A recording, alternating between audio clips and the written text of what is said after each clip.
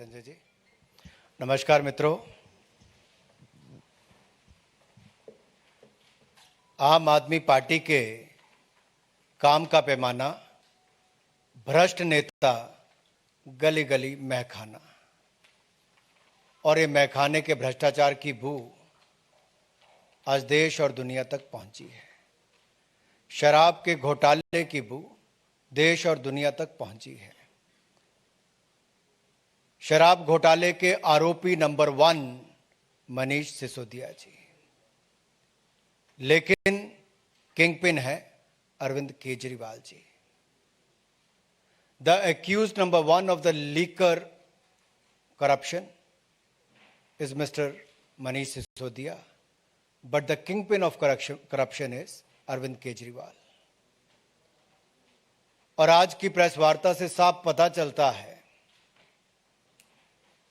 कि शराब के घोटाले के बाद चेहरे का रंग, हाव भाव सब मनीष सिसोदिया जी के उड़े हुए थे। शराब के भ्रष्टाचार के कारण वो पत्रकारों के प्रश्न के उत्तर भी नहीं दे पा रहे थे और ये स्वयं उन्होंने माना कि शराब के घोटाले की चिंता ना करें। मनीष सिसोदिया जी ने कहा शराब के घोटाले की चिंता ना करें। ये तो मान लिया शराब का घोटाला हुआ। अब पहली बात ये आती है कि मनीष जी,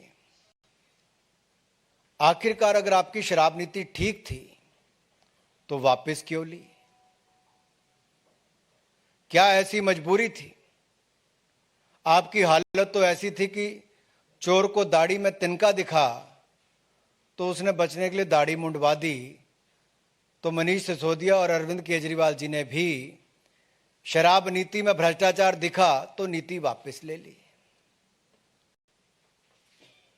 मेरा सवाल इनसे यह है कि मनीष सिसोदिया जी बताएं कि मैन्युफैक्चरिंग कंपनियों को रिटेल में ठेके की अगर अनुमति नहीं होती थी तो आपने क्यों दी? मनीष सिसोदिया जी से मेरा दूसरा सवाल यह है और अरविंद केजरीवाल जी से कि कार्टेल कंपनियों को शराब बेचने की ठेका क्यों दिया? अगर दिया तो क्यों? आप ये भी बताइए कि खाओ गली और इंडो स्पिरिट जैसी ब्लैक लिस्टेड कंपनियों को क्या आपने ठेका दिया या नहीं? एक सवाल मेरा और भी है कि 25 अक्टूबर को जब दिल्ली के ही एक्साइज डिपार्टमेंट ने ब्लैकलिस्टेड कंपनियों को और बाकी कंपनियों को नोटिस दिया था तो इस पर अरविंद केजरीवाल जी और मनीष सिसोदिया जी ने क्या कार्रवाई की? आम आदमी पार्टी की सरकार ने क्या कार्रवाई की?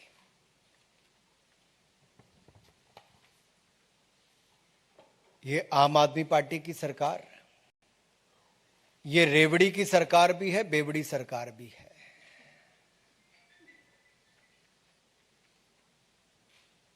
क्योंकि जिस तरह से इनके एक वरिष्ठ नेता ने यह कहा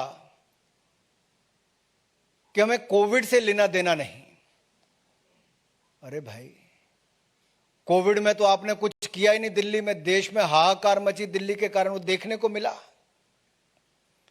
इनके नेता ने कहा कोविड से हमें लेना देना नहीं।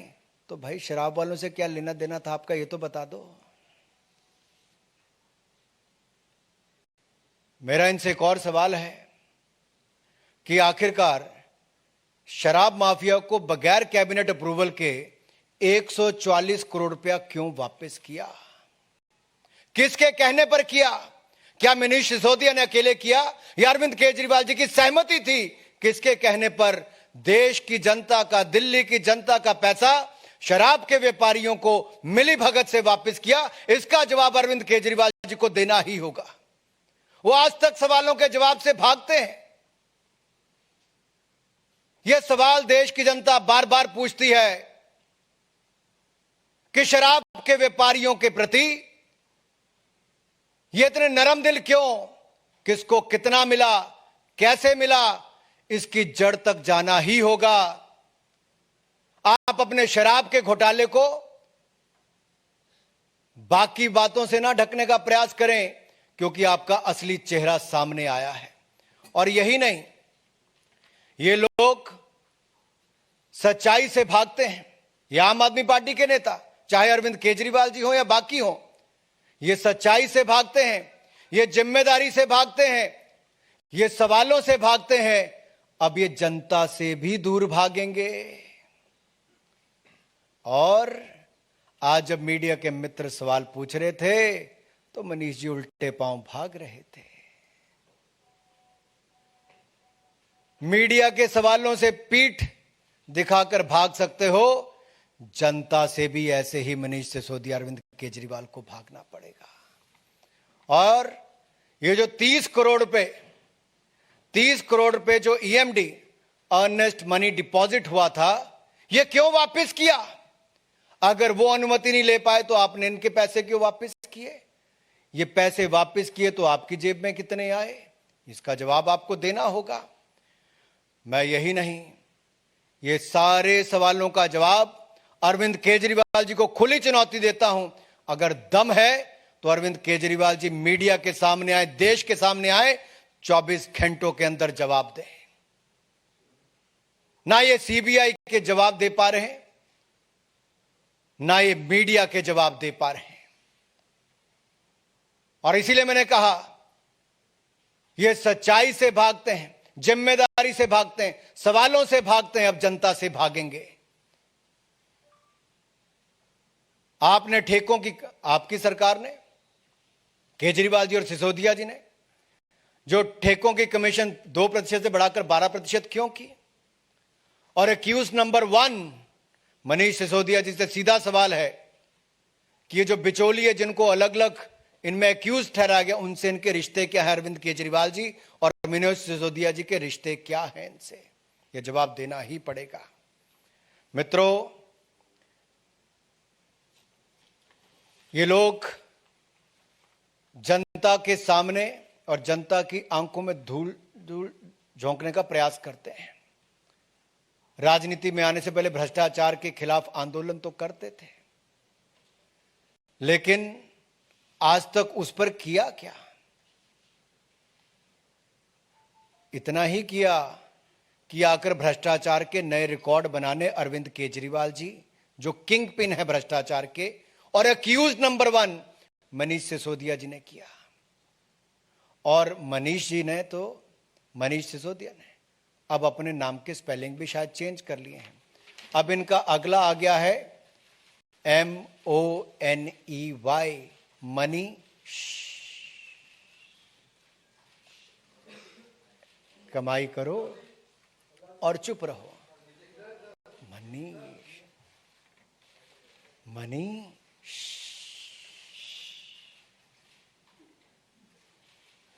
ये है, घोटाले करो, उल्टे पांव भागो, जनता को पीठ दिखाओ, मीडिया के सवालों का जवाब न दो, और कोई महिला पत्रकार पूछे तो उसको लताड़ करके धमकी देने का काम करो। इससे निंदनीय बात कुछ नहीं हो सकती। महिला सशक्तिकरण तो दूर, महिलाओं को अपमानित कैसे करते हैं, ये आम आदमी पार्टी के नेताओं ने दिखाया है। मुझे इतनी बात कहनी थी, आप अपनी बात कह सकते हैं। मेरा विनम्र निवेदन होगा माननीय आदेश गुप्ता जी से, पहले हम तीनों लोगों के वक्तव्य दिलवा देते हैं, पुनः आप अनुराग जी से सीधा सवाल कर सकते हैं। माननीय आदेश गुप्ता जी। धन्यवाद संजय जी। आज की प्रेस वार्ता में उपस्थित केंद्रीय मंत्री और पार्टी के वरिष्ठ नेता श्रीमान अनुराग ठाकुर जी और पार्टी के सांसद और वरिष्ठ नेता श्री मनोज तिवारी जी, सभी मेरे पत्रकार मित्रों को मेरा नमस्कार। अभी बहुत सारे सवाल अनुराग जी ने मनीष सिसोदिया और अरविंद केजरीवाल से किए। किसी भी सवाल का उनके पास जवाब नहीं है। दिल्ली के अंदर नई शराब पॉलिसी जब इन्होंने बनाई थी तो उसकी गुणगान करते ये लोग थकते नहीं थे। पहली प्रेस कॉन्फ्रेंस मनीष सिसोदिया जिस समय कर रहे थे, शराब की नई नीति 21 नवंबर को लॉन्च की, तो पत्रकार ने पूछा आप नई शराब नीति क्यों ला रहे हैं? पुरानी शराब नीति में सबसे अच्छा मॉडल है जिसको कई राज्यों ने अपने यहां लागू किया, क्योंकि उसमें बेईमानी की गुंजाइश नहीं है। तो पत्रकारों को जवाब देते हुए मनीष सिसोदिया कहते हैं कि ये शराब नीति दिल्ली में शराब के इक्वल डिस्ट्रीब्यूशन के लिए काम करेगी। लोगों को तकलीफ होती है, कुछ महिला और युवा साथी जो गांव में रहते हैं उनको गांव से दूर जाके शराब लेनी पड़ती है, अपनी कॉलोनी से दूर जाके शराब लेनी पड़ती है, क्योंकि मास्टर प्लान इस बात की इजाजत नहीं देता है। दिल्ली के 100 वार्ड ऐसे हैं जहां पर मास्टर प्लान के मुताबिक वहां शराब के ठेके खुल ही नहीं सकते हैं। दिल्ली की आम आदमी पार्टी सरकार नई शराब की नीति इसलिए लाए कि शराब का इक्वल डिस्ट्रीब्यूशन कर सके। वो जनता को साफ पानी का इक्वल डिस्ट्रीब्यूशन की चिंता नहीं थी, उनको सीवरेज सिस्टम की इक्वल डिस्ट्रीब्यूशन की चिंता नहीं थी, उनको परिवहन व्यवस्था की इक्वल डिस्ट्रीब्यूशन की चिंता नहीं थी। उनको दिल्ली के लोगों को, युवाओं को शराब के नशे में कैसे झोंका जाए इसकी चिंता थी। और जो सवाल आज अनुराग जी ने उठाए, मैं उसमें से 2-3 सवाल और जोड़ना चाहता हूं। क्या वो इस बात का जवाब देंगे कि आपने शराब माफिया को फायदा पहुंचाने के लिए 21 ड्राई डे होते थे? इतिहास में आजादी के बाद पहली बार किसी सरकार ने किसी राज्य में 21 ड्राई डे की संख्या को घटाकर 3 किया। गुरु गोविंद सिंह जयंती, होली, दीपावली, रामनवमी, मुहर्रम, ऐसे त्योहार जिन पर्वों पर बिल्कुल शराब बंदी थी, उन त्योहारों पर भी शराब पीने का, खोलने का काम, ड्राई डे की संख्या घटाने का काम क्यों किया? 20,000 करोड़ की शराब बिकती है, इन 18 दिनों में कितने करोड़ों की शराब बिकेगी और ये सारा फायदा किसको होगा? क्योंकि ये आम आदमी पार्टी, केजरीवाल, सिसोदिया, ये सब शराब माफिया को ज्यादा से ज्यादा फायदा पहुंचे इसके लिए किया है। और ये नई शराब नीति की घोषणा करने के बाद हुआ है। और इसी तरह क्या वो इस बात का जवाब देंगे कि उन्होंने जो बियर की इंपोर्ट ड्यूटी, उसको गलत तरीके से, गैर कानूनी तरीके से 50 रुपए पर केस कम कर दिया, जो कि बिल्कुल गैर कानूनी था? जवाब नहीं उनके पास। और उनके पास यह भी जवाब नहीं है कि दिल्ली में आपने अनऑथराइज कॉलोनी हो, रेजिडेंशियल इलाके हो, रिहायशी कॉलोनी हो, नॉन कन्फर्मिंग इलाके हो, गांव हो, जो स्कूल, विद्यालय हो, मंदिर के पास, धार्मिक स्थलों के पास आपने शराब ठेके खोलने की अनुमति क्यों दी? इस बात का जवाब नहीं है। क्यों आपने 250 ठेकों से बढ़ाकर 850 ठेके किए? आखिर शराब माफिया को ज्यादा से ज्यादा फायदा पहुंचाने के लिए यह ऐसा काम किया आपने। और यही नहीं, जब शराब की नई दुकानें खुल रही थी रिहायशी इलाकों में, जब नए ठेके खुल रहे थे, उस समय जब महिलाएं, वहां की महिलाएं जब विरोध प्रदर्शन कर रही थी, तो आपके शराब माफियाओं के गुंडों ने बाउंसरों द्वारा महिलाओं को पिटवाया गया। उस पर एक शब्द नहीं निकला। दिल्ली की सरकार, दिल्ली में अरविंद केजरीवाल और मनीष सिसोदिया ने शराब माफिया को मानो पूरा प्रॉफिट देने के लिए पूरी कमर कस ली थी, और पूरा प्रॉफिट देने के लिए कोई भी आगे आया, महिलाएं आई तो उनको पिटवाने का काम किया है। और जब शराब की नई पॉलिसी की सीबीआई जांच हुई तो तुरंत यू टर्न ले लिया। तो आखिर 21 नवंबर से जब शराब पॉलिसी वापस ली तब तक चुप रहे, प्रॉफिट हो रहा है। अचानक से नुकसान होने लगा। दिल्ली के अंदर इस बात का आम आदमी पार्टी सरकार के पास कोई भी जवाब नहीं है कि उन्होंने ऐसा पाप दिल्ली के लोगों के साथ क्यों किया। अब वो बात को घुमाने के लिए दूसरी तरफ बात को, ध्यान को भटकाने के लिए ले जा रहे हैं, लेकिन इस बात का कोई जवाब नहीं है कि हजारों करोड़ रुपए आपने शराब माफिया को चोर दरवाजे से फायदा पहुंचाने के लिए काम किया। दिल्ली की जनता आपसे जवाब जानना चाहती है, भारतीय जनता पार्टी भी आपसे जवाब जानना चाहती है। बहुत बहुत धन्यवाद।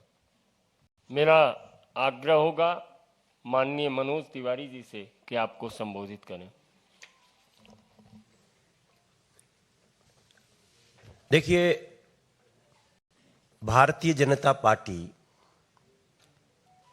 ये जनहित के लिए काम करने वाली पार्टी है। वहीं आम आदमी पार्टी की सरकार शराब हित के लिए काम करने के लिए प्रसिद्ध हो गई है, लिकर माफियाओं के हित के लिए काम करने के लिए प्रसिद्ध हो गई है। प्रेस कॉन्फ्रेंस में मनीष सिसोदिया जी ने मेरा नाम लेकर के कई बातें कही। मैं उसका डिटेल्स सिर्फ देना चाहता हूं। देखिए, इसमें कोई दो राय नहीं है कि 3 डायलॉग आम आदमी पार्टी के कभी भुलाए नहीं जा सकते। फर्स्ट, जब गलियों में महिलाएं, जैसा अध्यक्ष जी ने कहा, आदरणीय अनुराग जी ने कहा कि जब महिलाएं चित्कार कर रही थीं क्योंकि उनको डर था कि मेरा बच्चा 18 साल से शराब पीने लगेगा, उनका हृदय रो रहा था जब उनको पता चल रहा था कि मेरे बच्चे को 3 बजे रात तक शराब पीने की छूट दी जा रही है दिल्ली में। तो महिलाएं रो रही थीं, हम उनके साथ खड़े थे। जिस स्कूल के सामने शराब की दुकानें खुल रही थी, मंदिर के सामने, गुरुद्वारे के सामने, मस्जिद के सामने, गिरजाघर के सामने, तो वो सभी रो रहे थे। उनकी हाय लगी है आज आम आदमी पार्टी की सरकार को, मनीष सिसोदिया और अरविंद केजरीवाल जी को। लेकिन पहले कहना कि बेस्ट पॉलिसी, जैसे ही जांच शुरू होती है आबकारी नीति वापस लेके ये कहना एलजी साहब ने ऐसा लाया था, और आज पुनः पीसी में मनीष सिसोदिया के द्वारा कहना कि this is best policy. If this is best policy Manish Sisodia ji, तो फिर जो आप और आपके सभी विधायक कह रहे थे कि 9,500 करोड़ की इसमें रेवेन्यू का हासिल होना है, वो मात्र 1,400 करोड़ क्यों हुआ? 9,500 करोड़ का इसलिए कि आपको याद रहे कि विस्की और वाइन की बिक्री क्रमशः 60% और 87% बढ़ गई। आप यह भी नहीं कह सकते कि इस कारण से बिक्री घट गई। बिक्री बढ़ गई 87% तक और रेवेन्यू घट गया 80%। How it is possible?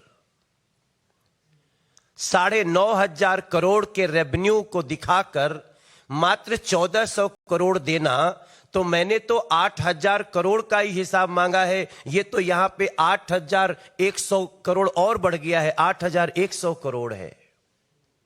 और मुझे लगता है कि दुनिया की कोई ताकत ऐसे भ्रष्ट और अपराधी लोगों को, चाहे वो पद में कितने भी बड़े क्यों ना हो, कितने भी बातों को, मुद्दों को भटकाने की कोशिश करे, इस देश का कानून ऐसे लोगों को बख्श नहीं सकता है।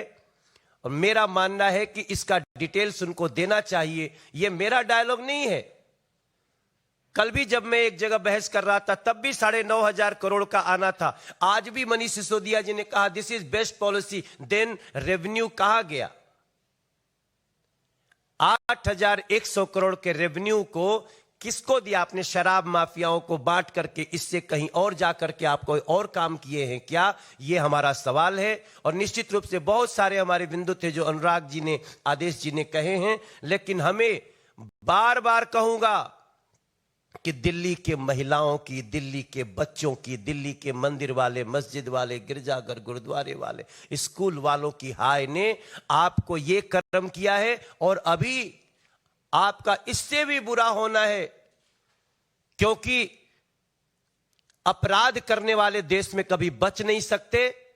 और हमें इस बात की बहुत प्रसन्नता है कि जांच बहुत अच्छे से आगे बढ़ रही है। हम दूध का दूध, पानी का पानी चाहते हैं। मित्रों, आप एक एक करके माननीय अनुराग जी और दोनों नेताओं से कर सकते हैं। मेरा सर्वप्रथम आग्रह है, अमित, टाइम्स नाउ नव भारत।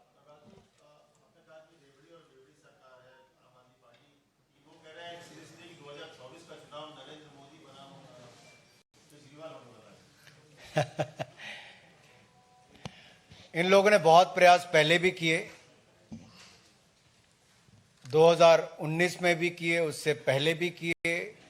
अलग अलग राज्यों के 4 राज्यों में चुनाव हुए, तब भी बड़ी बड़ी बातें की। ये कहीं पर भी मोदी जी के आगे खड़े नहीं हो पाए, क्योंकि जनता का विश्वास और आशीर्वाद नरेंद्र मोदी जी पर था और भारत को आगे बढ़ाने का काम भी नरेंद्र मोदी जी ने किया है। लेकिन सवाल यह खड़ा होता है कि दिल्ली की शराब नीति शराब के ठेकेदारों ने बनाई कि शराब के ठेकेदारों के हितैषी अरविंद केजरीवाल जी और मनीष सिसोदिया जी ने बनाई। अरविंद केजरीवाल जी का बायना हाथ लेफ्ट हैंड पहले ही जेल में है और दाहिना हाथ यानी कि मनीष सिसोदिया जी गंभीर भ्रष्टाचार के आरोपों में घिरे हैं।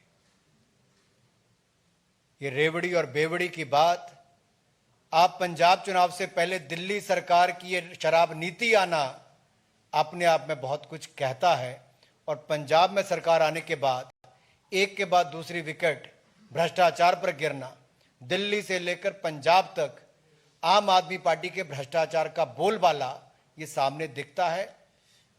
और ये रेवड़ी की सरकार भी है और बेवड़ी की सरकार भी है। विकास चंद्रा, न्यूज नेशन।